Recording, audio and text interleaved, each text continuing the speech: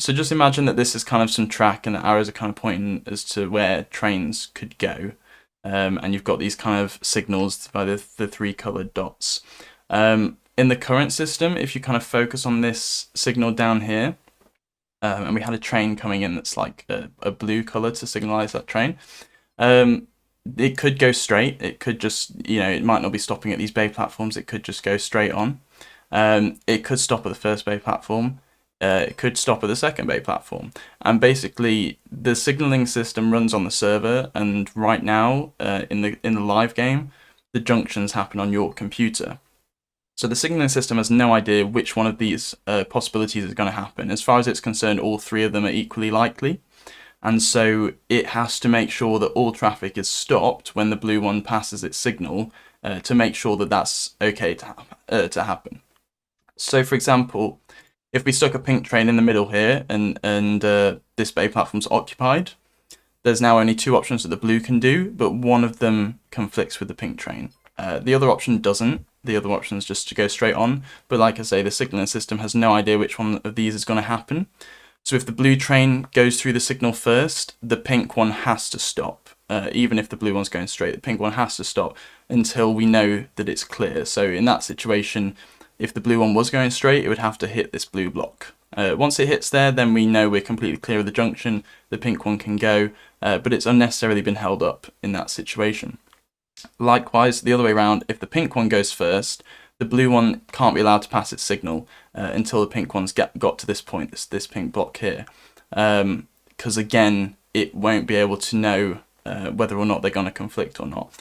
So that's the problem. That's why you get held up. Some junctions are even more complex than this, and so you can be held up for a really long time.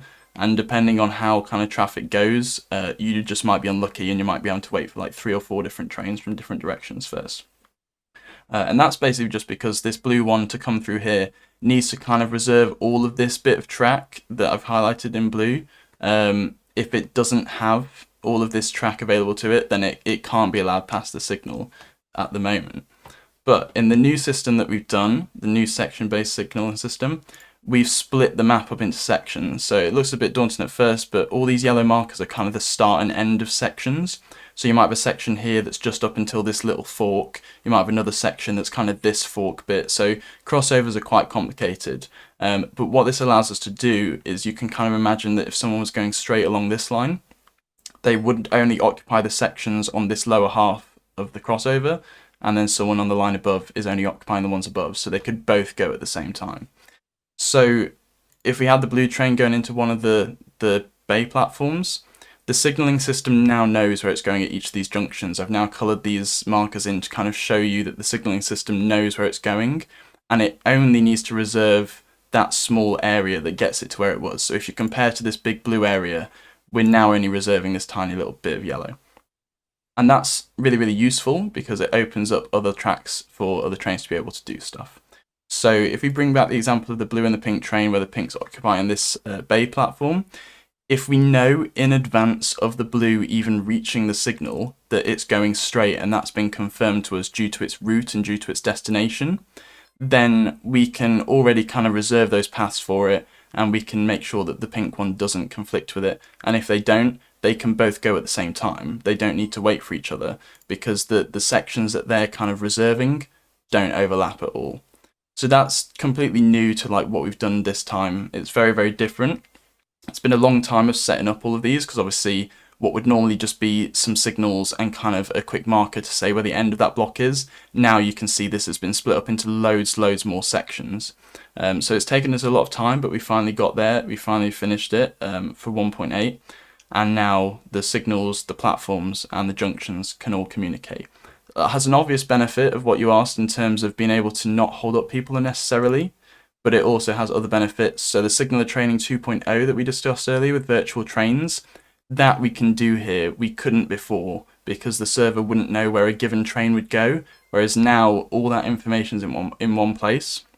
If you create a virtual train that has a route that goes to Setford Central, we know in advance all of the junctions that are required and all of the signals that need to be green for that train to get there. So that's really, really cool, and that's coming soon. It also gives us a base for like platform predictions and changes, another thing that's been on our roadmap for ages. So we can predict them earlier, we can allocate them earlier because we know which junctions you're going to take and therefore which platform you're going to end up at before you even pass the signal. It also lets us potentially show signalers a bit more information, which is really cool, so they can see the path that the train's going to take through complex junctions, which at the moment they're a little bit blind to. And finally, it allows us to kind of pre-allocate those sections in advance. So currently in 1.8, the version that we've got, you still will get surprise danger signals. Nowhere near as much as you do in the current one, but if those paths do still conflict, it is a race of who gets to the signal first. There shouldn't be any issues of spad traps or anything like that, but there's still some surprise dangers. What we can do though, and this lays the groundwork for it, is with a bit more time and a bit more coding, we can make that way smarter and kind of use the schedule and time and the position of the trains to know who's going to get to their signal first and then hold the other train based on some sort of priority algorithm as to which one should go through. So you should never kind of be coming towards a green signal and then it's snapped to red before you've got through it.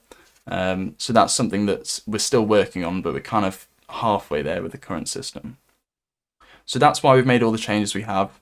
Hopefully you see it. I know the managers have been testing it out and they've found that it's way better for traffic in terms of there are a lot of situations where you'd be held that you aren't anymore. So particularly around, Benton, Stepford Central, those kind of areas where there's a lot of junctions that we need to protect. Because we already know which ones you're going to take, we can make sure that you get a nice route that avoids conflict. And we can even make kind of passing tracks within the same section to allow you both to go through the same section at the same time and stuff like that. So really cool stuff, and hopefully it helps a lot with traffic.